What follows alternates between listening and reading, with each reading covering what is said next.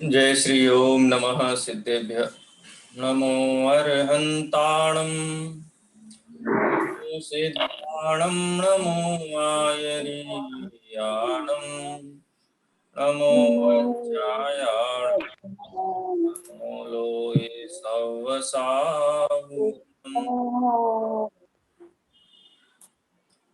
जीवं जीवं दव्वं जिणवरवसुजिणजिणनिदिष्टम् देविन्दविन्दवन्दं वन्दे तं सर्वदा शिरसा। द्रव्य संग्रह ग्रंथ के ऊपर हमारी चर्चा चल रही है। 10 गाथाओं तक का प्रकरण पूरा हो चुका है। जीव का देह परिमाणत्व यानी जीव स्वदेह परिमाण में व्यवहार नय से और निश्चय नय से असंख्यात प्रदेशी है। लेकिन व्यवहार नय से स्वदेह परिमाण कब है? जब आत्मा समुद्घात में ना हो। समुद्घात के काल में स्वदेह परिमाण नहीं होता है। जैसा समुद्घात होता है उस समुद्घात के अनुसार ही जीव का प्रदेशत्व गुण की जो पर्याय है वो होती है। यानी आकार या तो समुद्घात के अनुसार होगा और यदि समुद्घात के अनुसार नहीं होगा तो स्वदेह परिमाण होगा। यहाँ तक कि सिद्ध भगवंतों का जो आकार है वो भी अंतिम शरीर से किंचित न्यून सिद्ध पर्याय इस प्रकार से कहा गया है। आज हम आगे बढ़ेंगे। 11वीं नंबर की गाथा आज हमारा विषय है। 11वीं नंबर की गाथा पे चर्चा करेंगे। धर्मिष्ठा बहन, कोई प्रश्न है पिछली गाथा में से? नहीं, हो गया क्लियर। वो मैंने वापस रिवाइज कर लिया तो हो गया। हाँ, चलिए। अभी तक हम जीव के कितने अधिकारों की चर्चा कर चुके हैं? जीवो पहला, भोगमो दूसरा, अमूर्तिकत्व तीसरा, सदेह परिमाणों, यानी 4 अधिकारों की चर्चा हो चुकी है। अब 5वें अधिकार की चर्चा 11वीं नंबर की गाथा में प्रारंभ करते हैं। 5वां अधिकार कौन सा है? जीव का संसारित्व। जीव संसारी है। संसारी है उपचार से है, व्यवहार नहीं से है। वैसे तो कई जीव ऐसे हैं अनादि काल से संसारी हैं और अनंत काल तक संसारी ही रहेंगे। जो निश्चय राशि है ना, निगोद राशि, उस निगोद राशि से कभी भी बाहर नहीं आएंगे। ऐसे अनंतानंत जीव हैं, उनको निश्चय राशि बोलते हैं। और जो जीव राशि नित्य निगोद में से बाहर निकलती है वो व्यवहार राशि कहलाती है। तो हम सब है ना, सब व्यवहार राशि में आते हैं। मनुष्य, त्रियंच, त्रियंच में माने निगोदिया छोड़ करके शेष सभी, नारकी, देव, ये सब व्यवहार राशि है। तो जीव संसार में कैसे रहता है, किन अवस्थाओं में रहता है, ये संसार अधिकार में जीव के संसारित्व की चर्चा है। गाथा पाठ करेंगे। उड विजलते उबाऊ, उड विजलते वाते उवाऊ, वनपदी विविहतावरेंदी, वनफदी विविधतावरिंदे, विगति गचतु पंचखा, विविगतिंगचरुपंगचक्षा, दस जीवा हुंति संखादी। दस जीवा होति संसादी। क्या कहते हैं? फुड, फुड का मतलब पृथ्वी।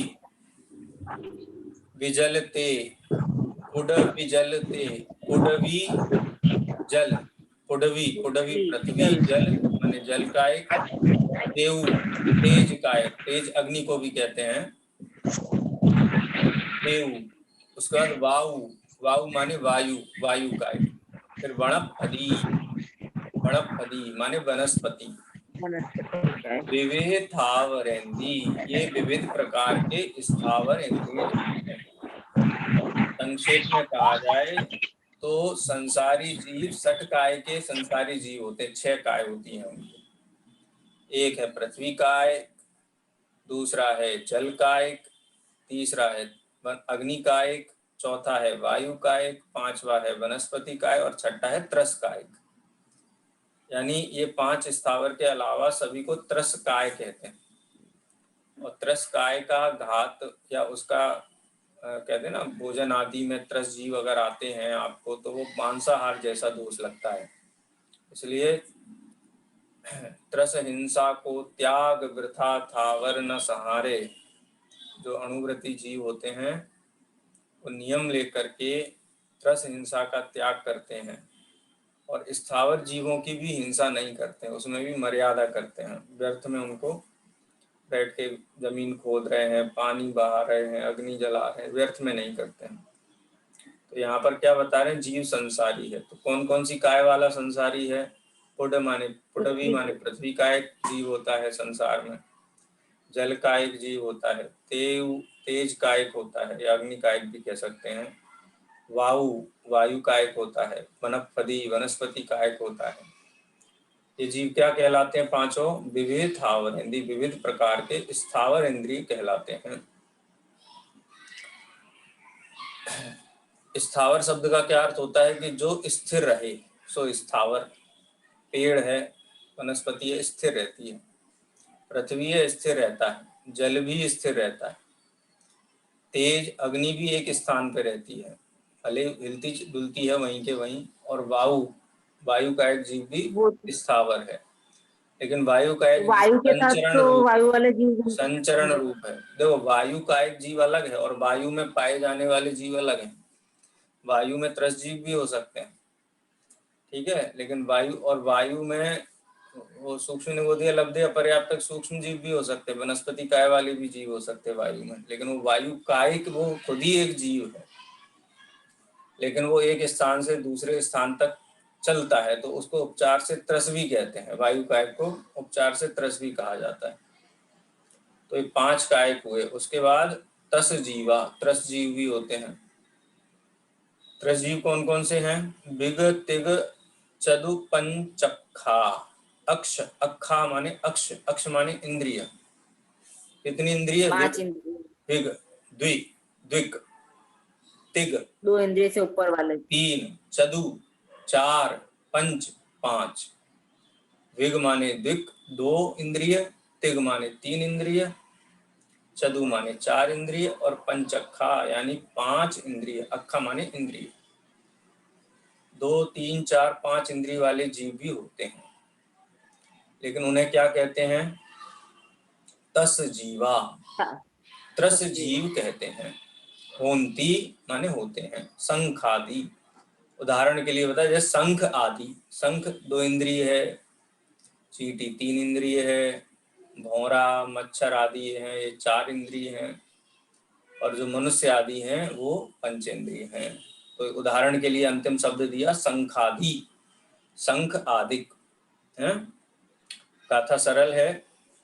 पुडवी जलते वायु वनस्पति विविधावरेंदी विगतिग चदु पंचखा तस जीवा होंति संखादि। चलिए अब इसको रीड करते हैं। इसमें बहुत कुछ ऐसा व्याख्यान वाला बात नहीं है। इसकी जो टीका है वो टीका अपन पढ़ते हैं अर्थ के बाद से, अर्थ के साथ ही पढ़ते हैं। यहाँ होंती आदि पदों की व्याख्या की जाती है। होंती माने अल्पज्ञ जीव अतीन्द्रिय अमूर्तिक अपने परमात्म स्वभाव के अनुभव से उत्पन्न सुख रूपी अमृत रस को न पा करके इंद्रियों से उत्पन्न तुच्छ सुख की अभिलाषा करते हैं। उस इंद्रिय जनित सुख में आसक्त होकर एकेंद्रीय आदि जीवों का घात करते हैं।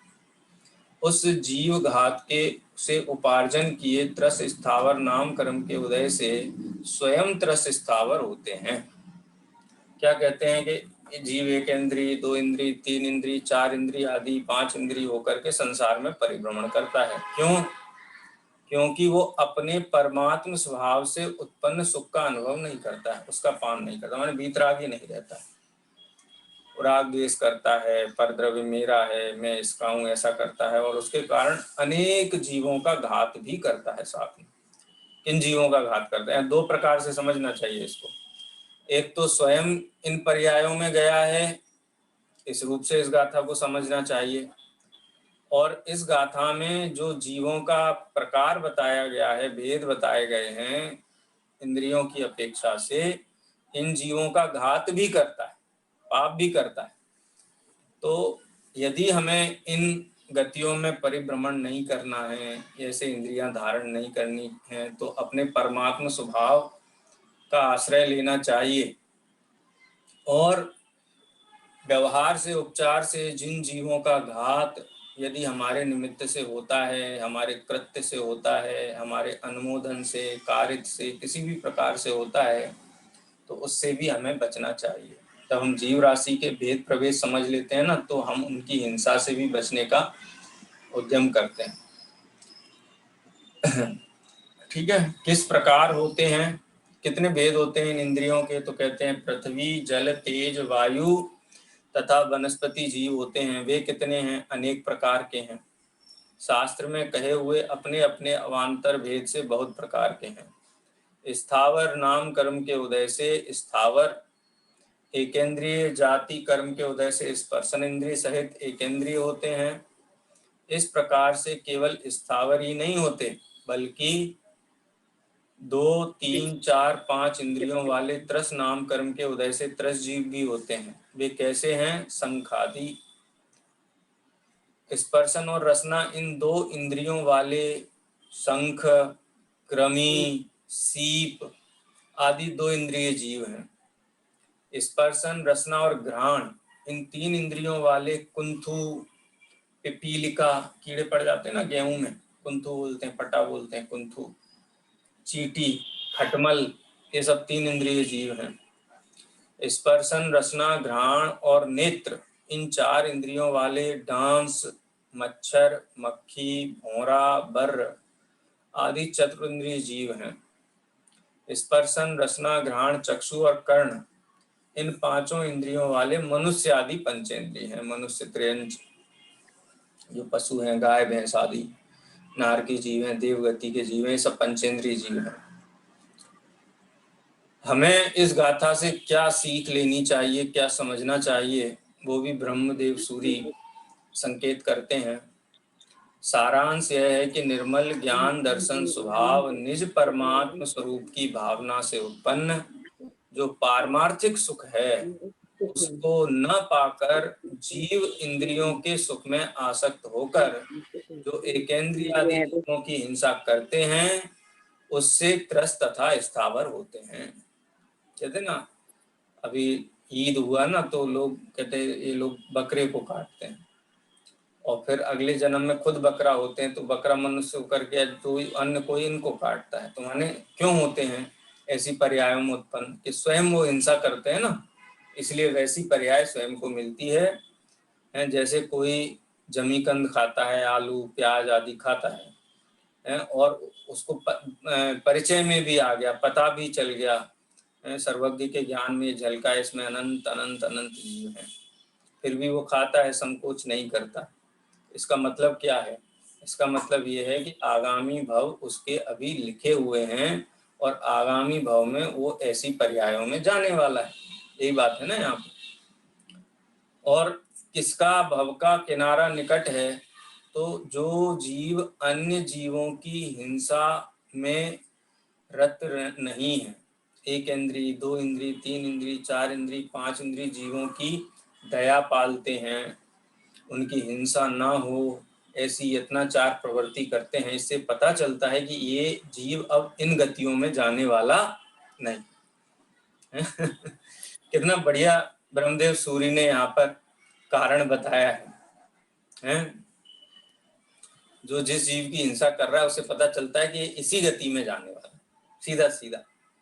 हम तो बहुत सारे मारते हैं, हाँ, हमसे तो बहुत सारे मर जाते हैं। देखो, यत्नाचार प्रवृत्ति सहित होने पर वैसा पाप नहीं होता है, लेकिन संकल्प पूर्वक हिंसा करना, अयत्नाचार, शिथिलाचार, आलस्य, जानबूझ के करना, इसका निषेध है।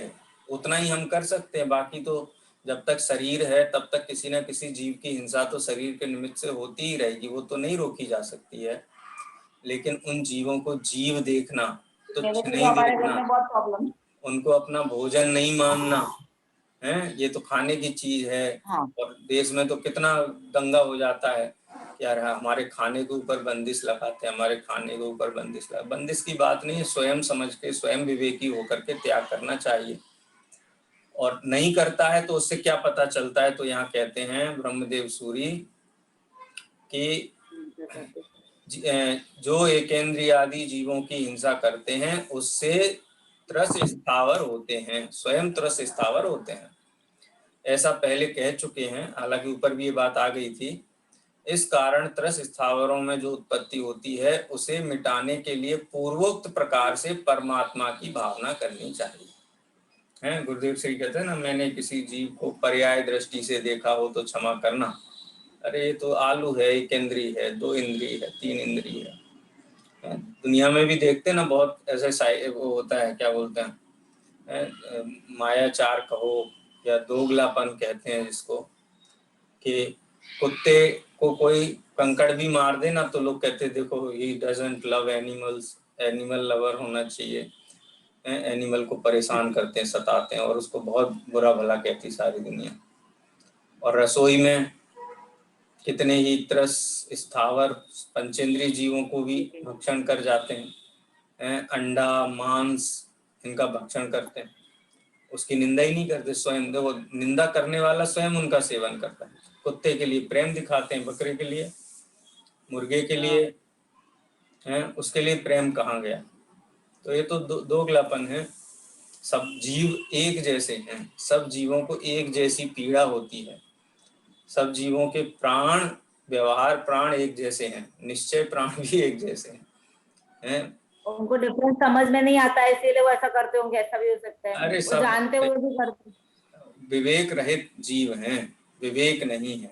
और ब्रह्मदेव सूरी तो कह रहे हैं करो इनसा, क्या होगा, स्वयं उन पर्यायों में जाओगे, कह रहे हैं ना, स्वयं उन पर्यायों में जाओगे, और स्वयं उन पर्यायों में अपने साथ क्या सलूक होगा, कैसा व्यवहार किया जाएगा, कि जैसा वर्तमान पर्याय में हमारा व्यवहार है, कहते हैं ना, रिस्पेक्ट इज रेसिप्रोकल। जो रिस्पेक्ट है, गिव रिस्पेक्ट गेट रिस्पेक्ट। हर जीव को सिद्ध समान मानो तो सिद्धालय में विराजमान हो जाओगे, और जीव को एक इंद्री, दो इंद्री, तीन इंद्री मान करके उनकी हिंसा करते रहो तो उनके जैसे बनते रहोगे। वही बात यहाँ पर ब्रह्मदेव सूरी जी ने कही है। अब इनके और भेद कहते हैं। अभी तो कितने भेद हुए, अभी तो खाली कितने भेद हुए, 4 और 5 9 भेद किए, 5 स्थावर में और 4 त्रस में, 2 3 4 5 इंद्रिय, ठीक है। ऊपर की में 5 और 4 9 भेद बताए 11वीं गाथा में। अब उन 9 भेदों में और भेद करते हैं, 14 जीव समास का कथन करते हैं। जीव समास किसे कहते हैं, इंद्रिय और मन, या जो वो होते हैं ना, पर्याप्तियों की भेदों की अपेक्षा से जीव का जो अध्ययन किया जाता है उस अध्ययन को जीव समास कहते हैं। तो अभी जो 9 भेद बताए हैं उन 9 भेदों में पुनः भेद करते हैं। गाथा पढ़ेंगे 12वें नंबर की। समणामणाणेया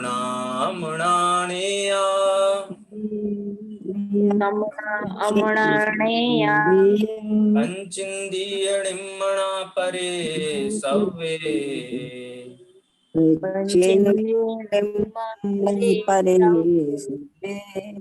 बादर सुद में इंदी सव्वे पच्चत्त इदराया।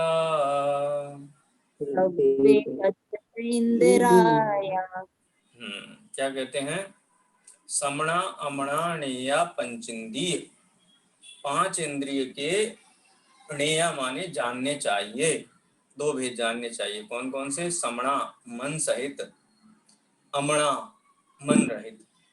5 इंद्रिय जीवों के 2 भेद होते हैं। एक होता है मन सहित और एक होता है मन रहित।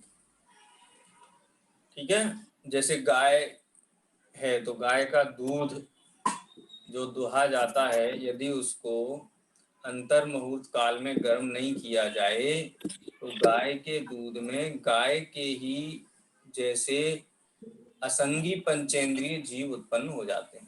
ऊंट के दूध में ऊंट के जैसे हमारे शरीर के आश्रित भी जो पसीना है, मल मूत्र आदि हैं, इनके निमित्त से भी ये सम्मूर्छन जीव उत्पन्न होते हैं। कौन से? हमारे शरीर के आकार के जैसे ही सूक्ष्म जीव उत्पन्न होते हैं। आकार मतलब इतने बड़े नहीं, सूक्ष्म छोटे छोटे, लेकिन वो असंगी होते हैं, असंगी पंचेंद्रिय सम्मूर्छन होते हैं। तो ऐसे पंचेंद्रिय जीवों के दो भेद हैं, मन सहित और मन रहित। इसको हम और भी शब्दों से कहते हैं, समनस कमनस्काः तत्वार्थ सूत्र में आता है, अथवा सरल भाषा जो बहुत प्रचलित है, सभी को पता है, उसमें कहते हैं संगी और असंगी। ठीक है, संज्ञा जिनको नहीं बुद्धि है, विवेक है, वो संज्ञा है, उनको संगी कहलाते हैं। और जिनको मन गाय नहीं है, विवेक नहीं है, उनको असंगी जीव कहते हैं। और बाकी के 4 इंद्रिय, 3 इंद्रिय, 2 इंद्रिय और स्थावर जीव क्या होते हैं? तो कहते हैं परे सव्ये निम्मणा। परे, इनके अलावा सव्ये सभी जीव निम्मणा मन रहित ही होते हैं, माने असंगी ही होते हैं। संगी पंचेंद्रिय में संगी असंगी का भेद पड़ता है, बाकी सारे असंगी ही होते हैं। निम्मणा परे सव्ये, परे परे माने जो इनके अलावा जीव हैं वो सभी मन रहित होते हैं।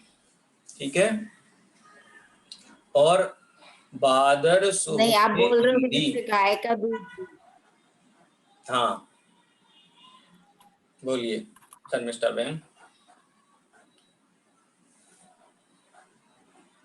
आप बोल रहे हो जैसे गाय का दूध दुआ 45 मिनट के अंदर गर्म नहीं करते हैं तो अपने को उसमें दोष सम्मोहन पंचेंद्रिय लगता जीव। है, और अभी जैसे हाँ, पैकेट का दूध पी रहे हैं तो उसमें भी है, वो मर्यादा के बाहर तो जो उसमें वस्तुएं सम्मोहन हैं। जीव हो जाता है तो हमको नहीं पीना हाँ, चाहिए। यस यस, इसीलिए तो कई लोग त्याग करते हैं दूध का, इस प्रकार के दूध का। ठीक है ना, चलिए एक सेकंड। ऐसी तो बहुत सारी चीजें हो जाती है, जैसे घी का भी रहता है, सारी चीजों का प्रमाण बन ही जाता होगा। वो तो है ही, ये तो सत्य बात है। सर्वज्ञ भगवान के ज्ञान में जो झलकी है वो वाली बात है। ये तो क्या हुआ, दिख रहा है कि नहीं? द्रव्य संग्रह नहीं दिख रहा अभी? नहीं,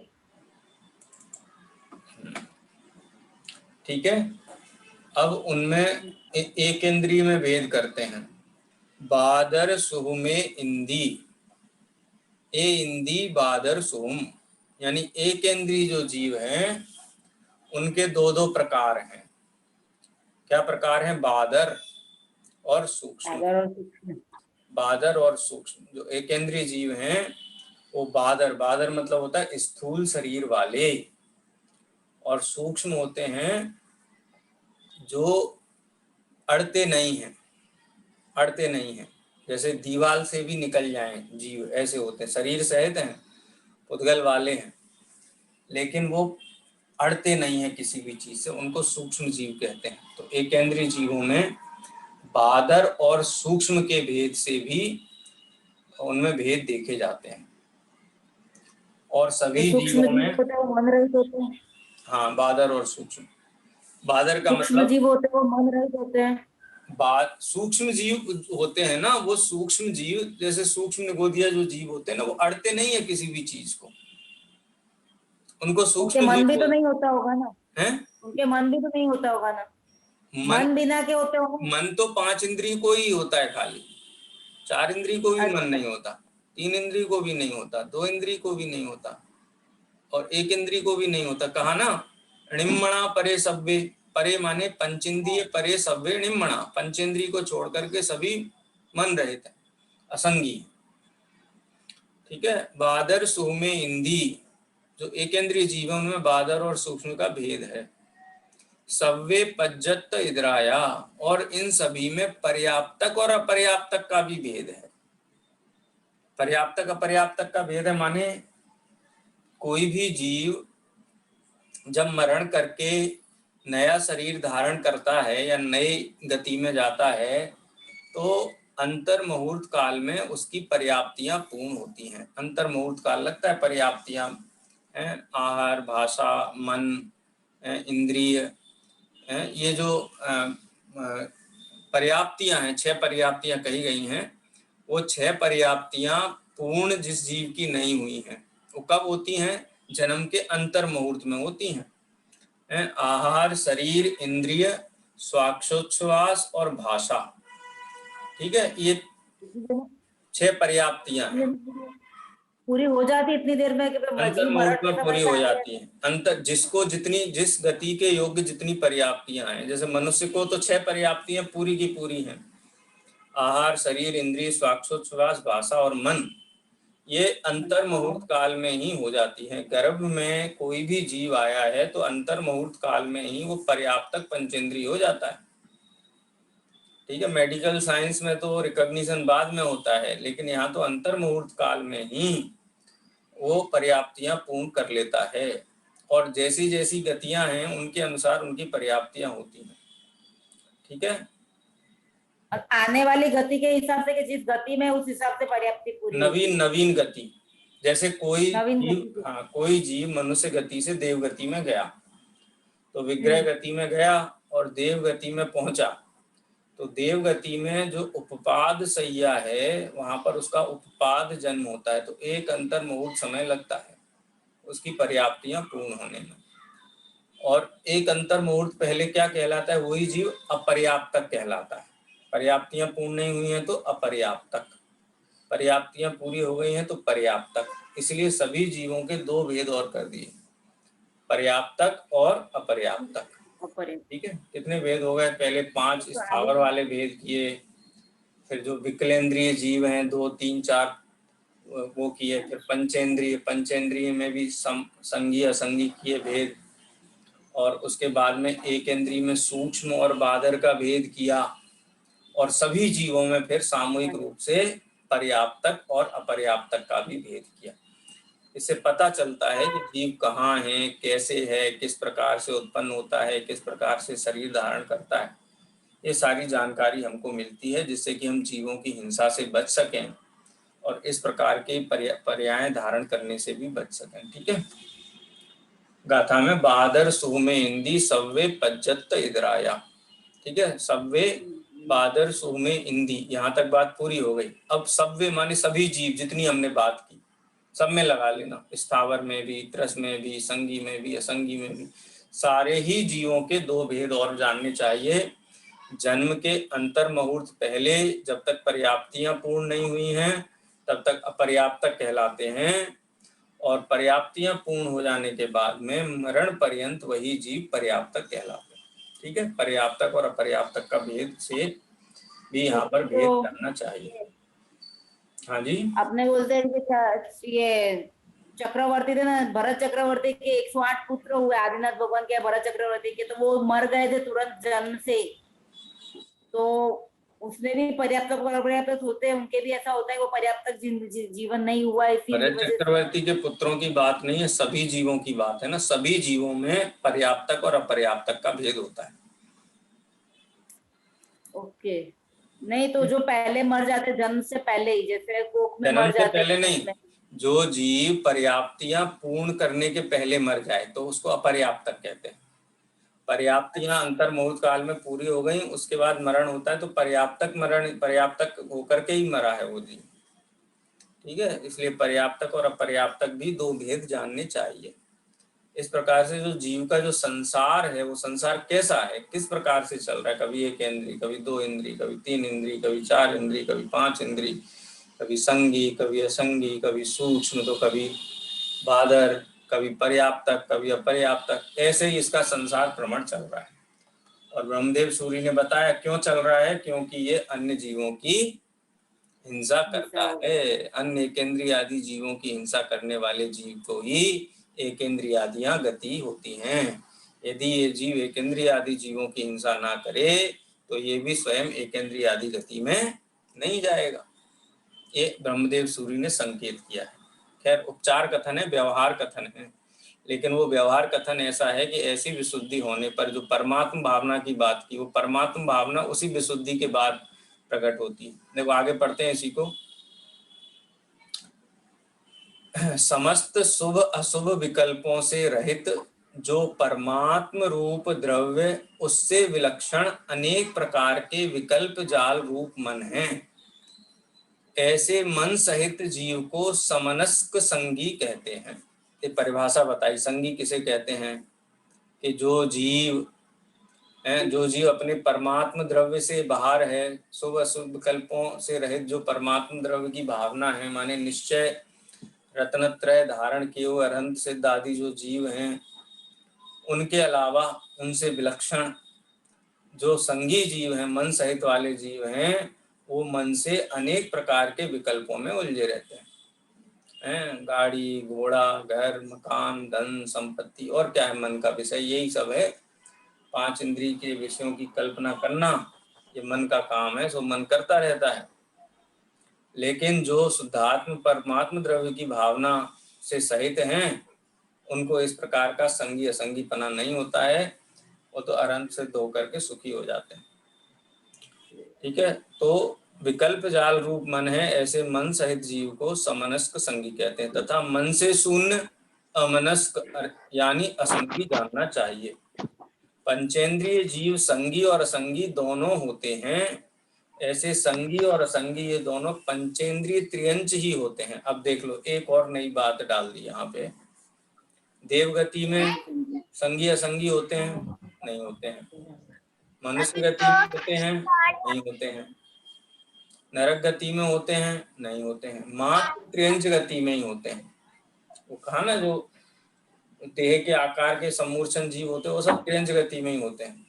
त्रियंच गति में ही सारे जीव समास पाए जाते हैं। इनके अलावा तो खाली संगी पंचेंद्रिय होते हैं, मनुष्य संगी पंचेंद्रिय त्रियंच, नरक संगी पंचेंद्रिय और देव संगी पंचेंद्रिय, बाकी सारे भेद प्रभेद त्रियंच गति में ही घटित होते हैं। नारकी मनुष्य देव संगी पंचेंद्रिय ही होते हैं। पंचेंद्रिय से भिन्न अन्य सब द्विंद्रिय त्रिंद्रिय चतुरिंद्रिय जीव मन रहित असंगी होते हैं। बादर और सूक्ष्म जो एकेंद्रिय जीव हैं, वे भी 8 पांखुड़ी के कमल के आकार, जो द्रव्य मन और उस द्रव्य मन के आधार से शिक्षा वचन उपदेश आदि का ग्राहक भाव मन, इन दोनों प्रकार के मन न होने से असंगी ही हैं। ठीक है, मतलब मन का क्या काम है? मन से हम अपना हित अहित का विचार कर सकते हैं, शिक्षा वचन उपदेश इनका आदान प्रदान कर सकते हैं। लेकिन जो मन रहित जीव हैं, 1 2 3 4 इंद्रिय और असंगी पंचेंद्रिय जीव, उनको इस प्रकार के कार्य व्यापार नहीं होते हैं मन न होने के कारण। इस तरह उक्त प्रकार से संगी और असंगी दोनों पंचेंद्रिय और द्विंद्रिय त्रिंद्रिय और चतुरिंद्रिय रूप विकलत्रय तथा बादर सूक्ष्म 2 तरह के एकेंद्रिय, ये 7 भेद हुए। ठीक है, 5 इंद्रिय में संगी असंगी का भेद हो गया, फिर 2 इंद्रिय तीसरा भेद हो गया। इसका अपन चार्ट बनाएंगे ना तो 14 के भेद हो जाते हैं। संगी पंचेंद्रिय असंगी पंचेंद्रिय 2 हो गए। ठीक है, उसका 4 इंद्रिय तीसरा भेद हो गया, 3 इंद्रिय चौथा भेद हो गया, 2 इंद्रिय पांचवा भेद हो गया, और एक इंद्रिय में बादर और सूक्ष्म ये भेद हो गए। वहां पे वो डिटेल में नहीं गए। इस प्रकार से 7 भेद हुए, और 7 का क्या किया? पर्याप्तक और अपर्याप्तक, ऐसे 14 जीव समास की गणना यहाँ पे की गई है। ऐसा नहीं है 14 ही होते हैं, इसके भेद प्रभेद बहुत हो सकते हैं, 92 हो सकते हैं, 402 संख्यात असंख्यात तक भेद प्रभेद हो सकते हैं। लेकिन यहाँ पर मात्र संक्षेप में 14 भेद ही समझाए गए हैं। आहार शरीर इंद्रिय स्वाक्षोच्छ्वास भाषा तथा मन, ये 6 पर्याप्तियां हैं। इनमें से एकेंद्रिय जीव के 4 पर्याप्तियां होती हैं। कौन कौन सी? आहार शरीर इंद्रिय और स्वाक्षोच्छ्वास। एकेंद्रिय है तो एक ही इंद्रिय होगी, स्पर्शन इंद्रिय खाली, और जो विकलेंद्रिय जीव हैं, जैसे 2 इंद्रिय, 3 इंद्रिय, 4 इंद्रिय जीव हैं और असंगी जीव हैं, इनको मन नहीं होता है। तो खाली एक मन पर्याप्ति को छोड़ दो तो बाकी सभी 5 पर्याप्तियां होती। बहुत सरल हो गया। 4 इंद्रिय, 1 इंद्रिय जीव को 4 पर्याप्तियां होती हैं, संगी पंचेंद्रिय जीव को 5 पर्याप्तियां होती हैं और बाकी सारे जीवों को संगी पंचेंद्रिय जीव को 6 पर्याप्तियां होती और बाकी सारे जीवों को 5 पर्याप्तियां होती। एकदम सरल हो गया आपके लिए। आहार, शरीर, इंद्रिय, स्वाक्षोच्छ्वास, भाषा और मन 6 पर्याप्तियों में संगी पंचेंद्रिय को सारी, 1 इंद्रिय को 4 और बाकी जितने बचे हुए जीव हैं उनको मात्र 5 पर्याप्तियां ही होती हैं। ठीक है। इस गाथा में कहे हुए क्रम से वे जीव अपनी अपनी पर्याप्तियों के पूर्ण होने से सातों पर्याप्त हैं और अपनी पर्याप्तियां पूरी न होने की दशा में सातों अपर्याप्त भी होते हैं। ऐसे 14 जीव समास जानने चाहिए। इंद्रिय, काय, आयु ये 3 प्राण पर्याप्त और अपर्याप्त दोनों ही के होते हैं। स्वाक्षोच्छ्वास पर्याप्त के ही होता है। अब एक चीज यहाँ पर और ऐड कर दी कि कौन कौन सी पर्याप्तियां होती हैं अपर्याप्तक जीव को। अपर्याप्तक जीव को कितनी पर्याप्तियां हो सकती हैं? अधिक से अधिक। तो इंद्रिय, काय और आयु ये 3 प्राण वाले जो जीव हैं वो पर्याप्त और अपर्याप्त दोनों ही होते हैं। यानी इंद्रिय और शरीर ये दोनों अपर्याप्तक जीव को भी होते हैं और पर्याप्तक जीव को भी होते हैं, लेकिन स्वाक्षोच्छ्वास है ये मात्र पर्याप्तक जीव को ही होता है। जब तक जीव पर्याप्त नहीं होगा तब तक उसको स्वाक्षोच्छ्वास नहीं होगा। स्वाक्षोच्छ्वास नाम की जो पर्याप्ति है वो नहीं पाई जाएगी। ठीक है। और मन भी पर्याप्ति पूर्ण होने पर ही होता है। माने इससे क्या पता चलता है कि 1 इंद्रिय जीव, 2 इंद्रिय जीव, 3 इंद्रिय जीव, 4 इंद्रिय जीव और असंगी पंचेंद्रिय जीव जब इनको स्वाक्षोच्छ्वास होता है तो इनकी पर्याप्तियां पूर्ण हो जाती हैं। जब तक स्वाक्षोच्छ्वास नहीं है तब तक पर्याप्तियां नहीं है पूर्ण, अपर्याप्तक ही कहलाते हैं। और जो संगी पंचेंद्रिय जीव हैं उनको भी स्वाक्षोच्छ्वास से ही लेना चाहिए। मन से उनकी पर्याप्तियों की पूर्णता नहीं लेनी चाहिए, लेकिन मन प्राण होने, अगर मन है, मनोबल है, मन प्राण है, मन पर्याप्ति पूर्ण हुई है तो इसका मतलब वो पर्याप्तक है। इससे ये भी हम अंदाजा लगा सकते हैं, यहाँ लिखा नहीं है, कि स्वाक्षोच्छ्वास पर्याप्ति और मन पर्याप्ति ये एक साथ पूर्ण होती है संगी पंचेंद्रिय जीव को। ठीक है। इससे ये अनुमान हम यहाँ से लगा सकते हैं। पर्याप्त अवस्था में संगी पंचेंद्रियों के 10 प्राण, असंगी पंचेंद्रियों के मन के बिना 9 प्राण। ये चर्चा हम पढ़ चुके हैं, इसलिए हम इसको अब डिटेल में नहीं जाते हैं। ये तीसरे नंबर जो जीवत्व था ना, तीसरे नंबर की गाथा थी, उसमें ये बात हम पढ़ चुके हैं। इन 2 गाथाओं द्वारा कहे हुए क्रम से यथासंभव इंद्रियाधिक 10 प्राण समझने चाहिए। अभिप्राय यह है कि इन पर्याप्तियों तथा प्राणों से भिन्न अपना आत्मा ही उपादेय है, शुद्ध आत्मा ही उपादेय है। अपना आत्मा इन पर्याप्तियों और मन के कारण नहीं है, वो स्वतंत्र है। अभी समय हो गया है, शेष चर्चा अपन कल करेंगे। अभी जिनवाणी स्तुति करेंगे। निज निधि निज में बताई यह अनंत उपकार है, इसके लिए जिनवाणी माँ को वंदना 7 बार है, वंदना 7 बार है। बोलो द्वादशांग जिनवाणी माता की जय हो।